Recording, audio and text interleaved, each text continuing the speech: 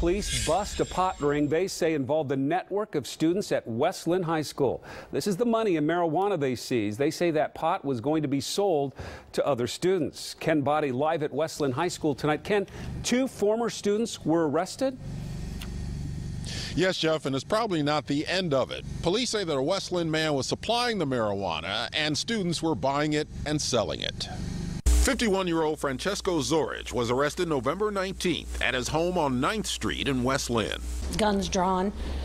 They kept pounding on the door and surrounded the house. These neighbors who didn't want to be identified suspected drug activity. We knew the smell of marijuana, and there was just way too much activity going on. West Linn police seized 2 pounds of marijuana and more than $3,500 in cash from Zorich.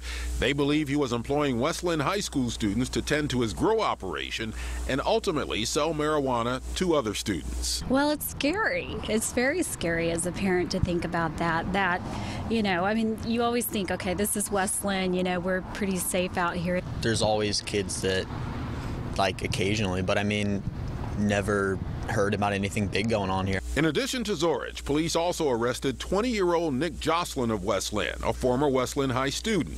They say he delivered marijuana from Eugene to another former student who's now 18. And in Eugene, police arrested Connor Krug of West Linn, also a former West Linn High student, for conspiracy to deliver drugs including ecstasy.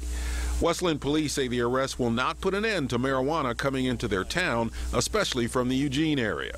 But in the end, I think at least we've put a sizable impact into it. You have to talk to your kids about it. You can't just stick your head in the sand and pretend that it doesn't exist, because it does.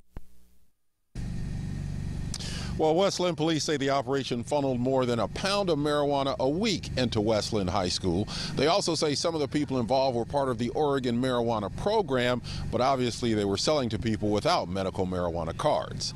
Live outside West Linn High School, Ken Boddie, KOIN 6 News.